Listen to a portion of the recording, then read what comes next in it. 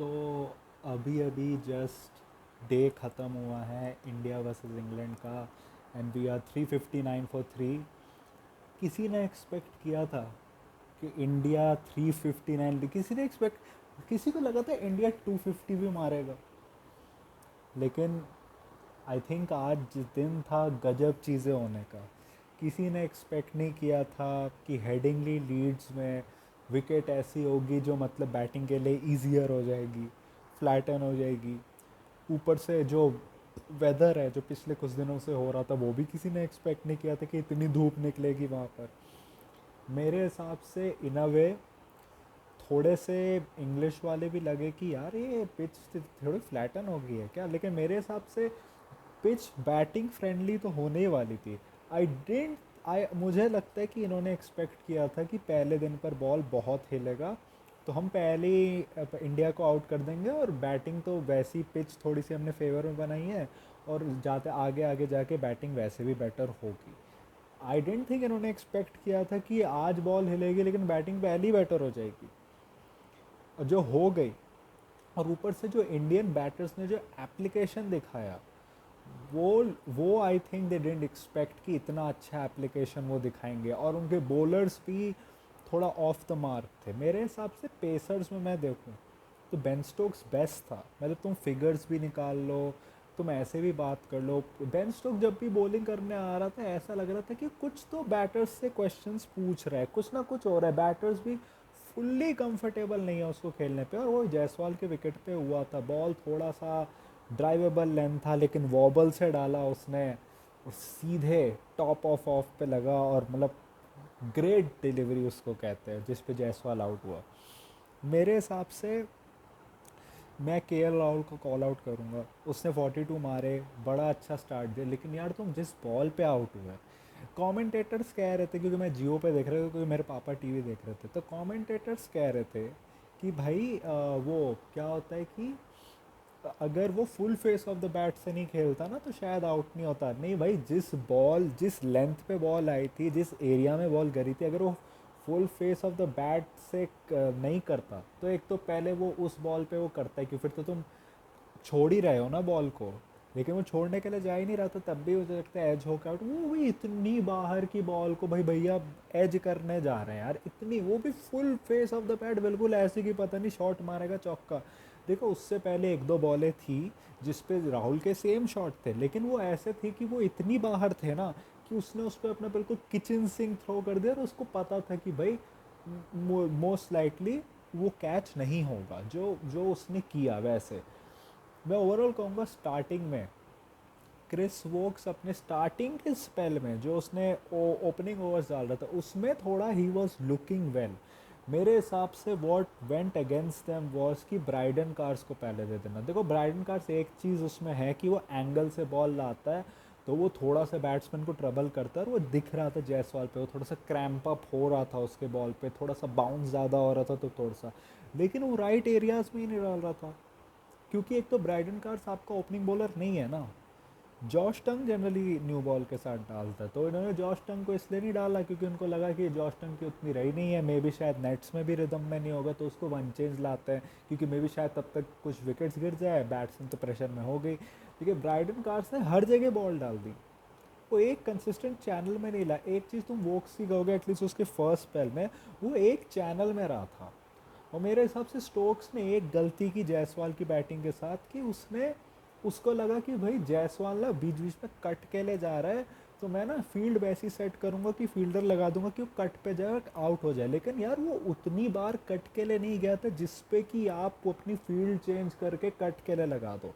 दो तीन बार गया था वो, और वो उन सब पे गया था जो बॉल बहुत बाहर थी, जिसका मतलब कि वो टच करने का भी चांस उतना नहीं था, और उस पर चेंज कर देना अपनी पूरी स्ट्रैटेजी मुझे लगा थोड़ा सा वो है। देखो जायसवाल की कुछ प्रॉब्लम्स थी, जो ड्राइवेबल लेंथ वाली बॉल्स थी उस पर थोड़ा बाहर जा रहा था, लेकिन he was much more controlled here.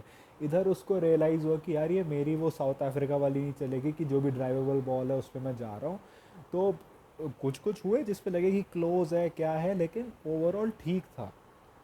KL Rahul भी यार लुक वेरी कंफर्टेबल। जायसवाल था जो एक्चुअली was बीइंग अग्रेसिव, और और that was working. In a way, Rahul got out at the wrong time, especially going against the run of the play. कुछ sense नहीं बनाया मेरे लिए.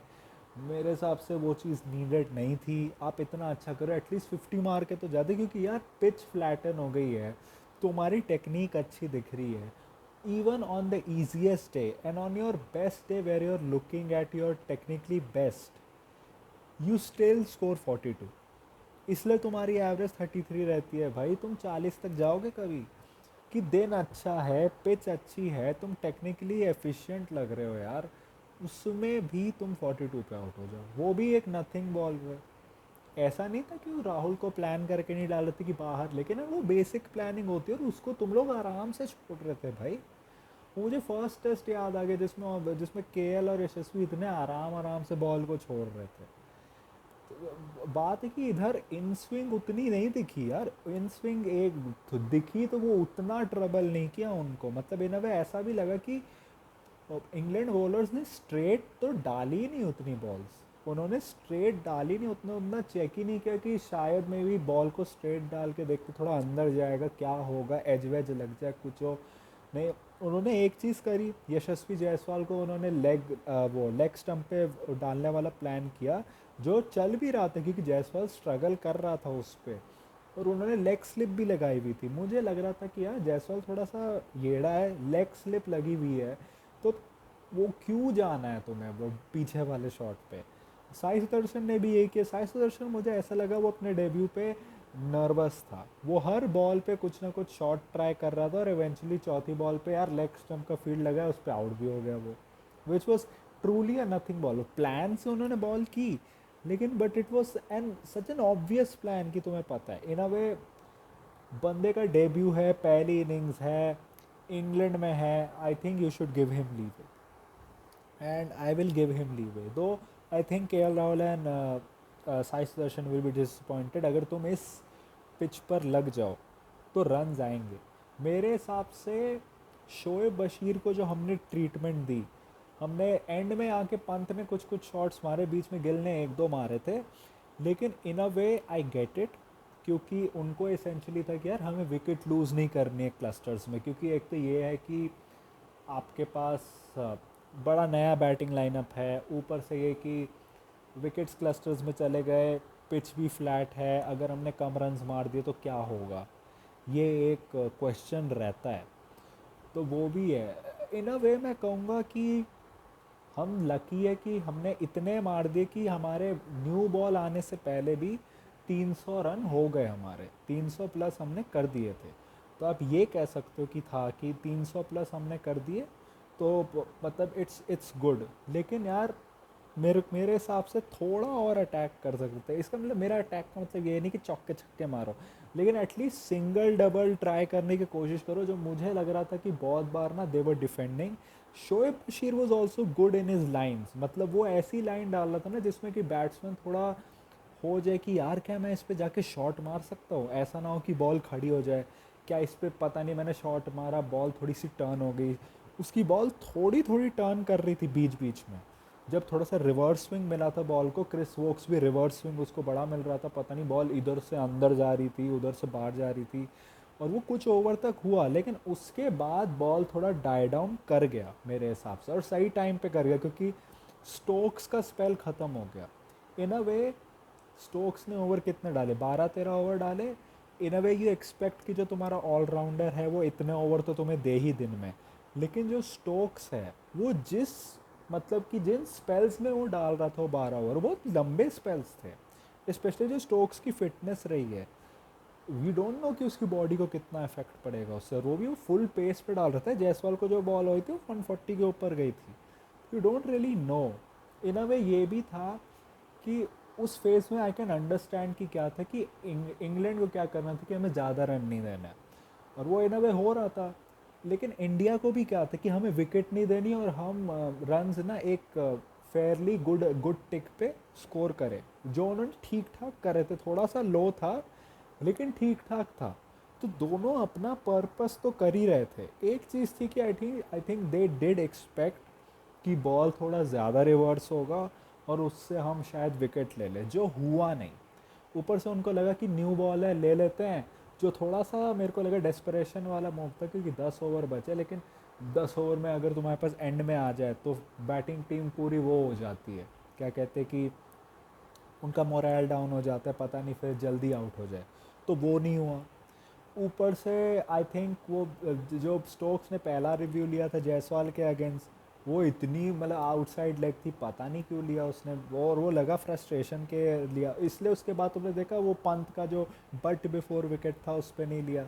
ऋषभ पंत भी अनयूजुअल बैटिंग थी इन अ वे, मुझे लगा कि ही रियलाइज्ड कि मैच सिचुएशन क्या है, कि मैं नंबर 5 पे आ रहा हूँ, मैं टीम का वाइस कैप्टन हूँ, लाइक आई कांट अफोर्ड कि मैं लो स्कोर्स मारूँ। लो स्कोर से ज़्यादा ये बात है कि भाई आई कांट अफोर्ड कि हम जल्दी विकेट लूज़ कर जाए, क्योंकि जायसवाल सेकंड सेशन मतलब कि थर्ड सेशन में आते ही आउट हो गया, सेकंड सेशन में आते ही आउट हो गया वो, नहीं थर्ड सेशन में आते ही आउट हो गया।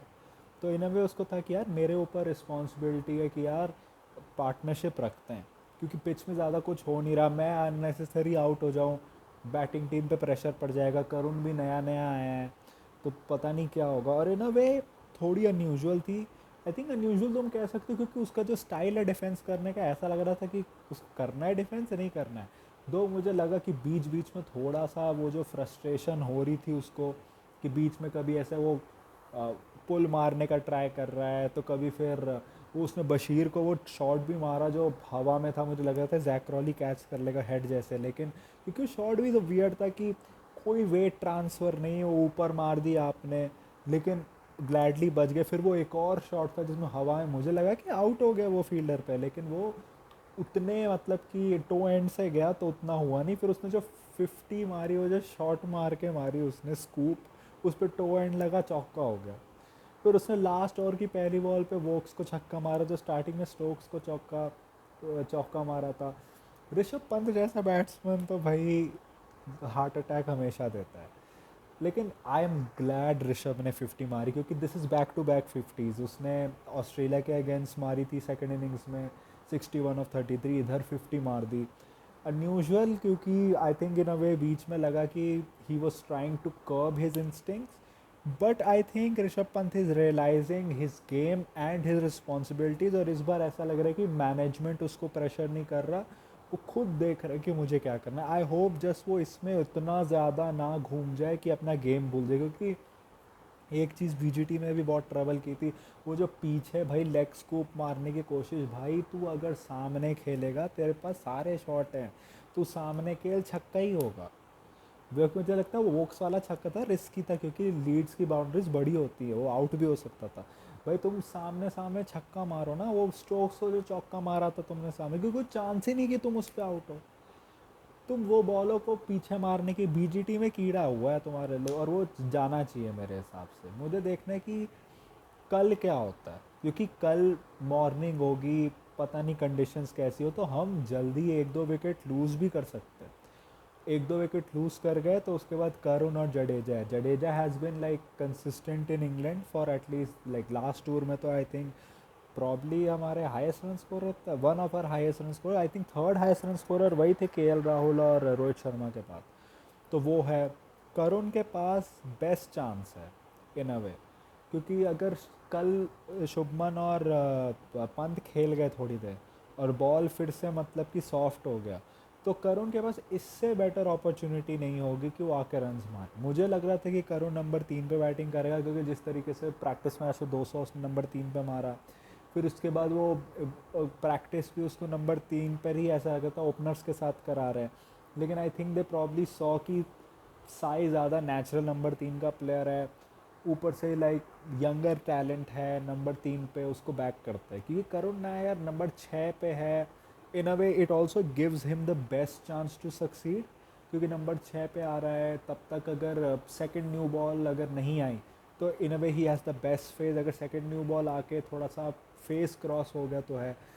सेकंड 6 पे ये है कि बहुत बार होता है कि तुम्हें सेकंड न्यू बॉल फेस करना पड़े, तो वो डिफ़िकल्ट है, लेकिन still better for a returning player. और इन अ वे ये भी कि करुण जब टीम में था भी तो 5-6 पर ही बैटिंग करता था, वो उधर ही उसकी 300 आई, आई थिंक शायद 5 पे। ऊपर से करुण विदर्भा पे भी आई थिंक 4 पे बैटिंग करता था, 4-5 पे, तो उधर से 6 ही ज़्यादा नियर है रैदर दैन 3, जहाँ पे भाई तुम्हें सीधे ओपनर्स के बाद आना है, तो it gives him the best chance. ऊपर से मैं बॉलिंग में ये कहूँगा कि शोएब बशीर ने इनके हिसाब से ठीक ही बॉलिंग की है, मतलब इन a way most economical bowler था वो उसकी जो स्पीड थी स्टार्टिंग में वो बहुत लो हो गई, और उसके बाद जो उसका सेकंड स्पेल था, थर्ड स्पेल था, वेरी डिसअपॉइंटिंग यार। यशस्वी जायसवाल से चौके खा रहे हो, शुभमन गिल से, मतलब बीच में प्रेशर आ रहा है, वो 3-3 चौके मार रहा है तुम्हारे को। हमारे सेकंड सेशन में लिटरली 5 के रन रेट से भाई हुआ है, और तीसरे में भी पता नहीं कितना हुआ होगा। हम लोग क्या कुछ 215 या समथिंग पे गए थे, और यहाँ 350 हो गए, तो हमने 140 तो मार ही दिए होंगे, 140 से ज़्यादा ही हो गया होगा, और इन दी एंड वाला रन रेट तो मुझे लगता है 3-4 हो गई। इंग्लैंड के लिए बेस्ट केस सिनेरियो है कि कल एक 2 विकेट जल्दी गिरे और इंडिया कहीं 400 पे आउट हो जाए, या फिर 450 से थोड़ा पहले आउट हो जाए। That will be their best scenario. India का मेन गोल होना चाहिए कि जितने देर तक बैटिंग कर सकते उतना बेटर है, क्योंकि इंग्लैंड की जो टीम है वो जिस तरीके की क्रिकेट खेलती है, जिस तरीके की पिच है, और जिस तरीके के तुम्हारे जो first change third change bowlers है, वो तुम्हें ये जो तुम स्कोर मारोगे 400 450, वो तुम्हें उससे कम भी दिखा सकते हैं। तो पता नहीं, स्पेशली पता नहीं शार्दुल को कितना स्विंग मिलेगा इसमें, वो शायद पिट भी जाए बहुत। प्रसिद्ध कृष्णा, तुम उसको कर रहे हो कि वाइड बॉल में अच्छा करके आए, लेकिन टेस्ट में उसने अच्छी बॉलिंग की लास्ट टेस्ट मैच में, लेकिन पता नहीं साउथ अफ्रीका जैसी बॉलिंग करते। सिराज भी जब पिटने लगता है तो क्या, तो फिर से बुमराह पे ही आ जाएगा, फिर से तुम्हारे प्रॉब्लम्स हो जाएगी। तो इंडिया का होना चाहिए कीप काम। पंत पंत को थोड़ा भाई तू कीप काम कर, स्ट्रेट शॉट्स मार, जो बॉल होती है स्ट्रेट वाली, लंबा खेल। शुभमन गिल का भी ये लंबा खेल, मुझे लग रहा था यशस्वी जायसवाल थोड़ा और लंबा खेलेगा, लेकिन ठीक है, लंबा खेलो दोनों, और ले जाओ इंडिया को 500 प्लस। उधर ही थोड़ा सा तुम खुद को मान सकते हो, तभी भी पता नहीं, क्योंकि तुम्हारी बॉलिंग कैसे फिट इन करेगी, शार्दुल कैसे करेंगे इस पिच पर, तुम्हारे बाकी बॉलर्स कैसे करेंगे इस पिच पर, it will depend a lot on that. लेकिन जिस तरीके का टर्न शोएब बशीर को मिल रहा था बीच बीच में, मेरे हिसाब से जडेजा को इससे थोड़ा खुश होना चाहिए कि उसको जिस तरीके का टर्न थोड़ा बीच बीच में मिल रहा था, स्पेशली जब बॉल ओल्ड हो गया था और बॉल बना दिया था उन्होंने। मैं ये कहूँगा कैप्टन वाइस कैप्टन गए फील्ड के थ्रू, आई होप। मेरे हिसाब से इसके बाद इंग्लैंड थोड़ा ज़्यादा स्पाइसी पिच प्रेफर करेगा, लेकिन बात वही है, क्योंकि उनके हिसाब से होगा कि हमारी बैटिंग ठीक है, हमारी बैटिंग भी स्ट्रगल करती है स्पाइसी पिचेस पर, लेकिन हमारी उनसे ज़्यादा एक्सपीरियंस है, हमारी होम की कंडीशन है, हम दे देते हैं spicy pitch, let's back our batters. तो मुझे लगता है maybe they will go the Australia route, और हमें आगे की पिचेस ज़्यादा स्पाइसी मिले, because they will be like देखते हैं क्या होता है, क्योंकि बुमराह सारे टेस्ट खेलेंगे नहीं, और ऊपर से तुम्हारी घर की कंडीशन है, तुम्हारी बैटिंग ज़्यादा एक्सपीरियंस है, जो रूट जैसा प्लेयर है जो बाइंड करता है तुम्हारी टीम को, तो चलो ट्राई करके देखते हैं। तो let's see, a very good first day, but let's not hatch our eggs, count our chickens yet. This is a very long tour. Let's take it day by day. Let's analyze whatever which happened, which is good and bad. मेरे हिसाब से ये opening partnership ऐसी होनी चाहिए। 91 तो बहुत ही है, ऐसे 91-100 मेरे हिसाब से पेशेंस होना चाहिए तुम्हारे अंदर। ऐसी बॉलों पे आउट होना, स्पेशली इन पिचेस पर, इट्स क्रिमिनल। तुम 30-40s मार के आउट नहीं हो सकते, स्पेशली ऐसी पिचेस पे। अगर सेट हो तो लंबा खेलो, एटलीस्ट 70 मारो, 80 मारो, 100 मारो, ये होना चाहिए इन पिचेस पर तुम्हारा। मेरे हिसाब से केएल को रियलाइज़ करना चाहिए, क्योंकि आगे की भी गेम्स है उसमें तुम्हारे पे ज़्यादा रिस्पॉन्सिबिलिटी होगी। यशस्वी ज़्यादा वो है, क्या कहते हैं कि ज़्यादा ट्रिगर हैप्पी है, तो केएल को ज़रूरी होगा कि उसको काम रखे। तुम सीनियर बैटर हो, तुम्हारा ज़्यादा एक्सपीरियंस है, तो करना पड़ेगा। साई सुदर्शन को मैं ज़्यादा नहीं कहूँगा, डेब्यू है उसका। यशस्वी जायसवाल, आई होप उसका क्रैम्प ठीक हो जाए, उसको ज़्यादा कोई प्रॉब्लम ना हो। इंग्लैंड की बॉलर्स की बात यही है कि they have to hit their lengths. मेरे हिसाब से वो थोड़ा सा पिटने लग गए, तो उसके बाद बीच बीच में बेन स्टोक्स कुछ ज़्यादा ही जल्दी चीज़ें बदल रहा था, और वो ऐसे पिटने लग गए, तो मुझे लगता है कि उन्होंने फिर उसके बाद ट्राई ही नहीं की, मतलब एक प्लान पे लगे तो एक ही प्लान पे लग गए कभी कभी, और कभी कभी बहुत जल्दी चेंजेस कर दी। कोई मिडल ग्राउंड मेरे हिसाब से मुझे दिख नहीं रहा था उनमें, एक्सेप्ट बशीर। बशीर अपने ही तरीके से डाल रहा था और उसने अपने तरीके से ही डाली। स्टोक्स को कह सकते हो कि स्टोक्स ने बीच में, शुभमन गिल का भी एक छक्का था जो एज होके गया। लेट्स सी कल क्या होता है। तो आप बताइए, आपको आपके क्या थॉट्स है इस मैच के बारे में, और आपको मेरा रिव्यू कैसा लगा कमेंट सेक्शन में बताइए। If you like this type of content, like this video, share subscribe. If you don't, then share with those who do. My social media accounts, which are my Twitter/X account and my Instagram account, links are in the description, so go follow me on that. My UPI ID link, which is shabboy@okicici, is in the description also, so go donate any amount of money which you can, which can help me make YouTube a permanent career option. So that was it for me for today. So thank you, goodbye, alvida.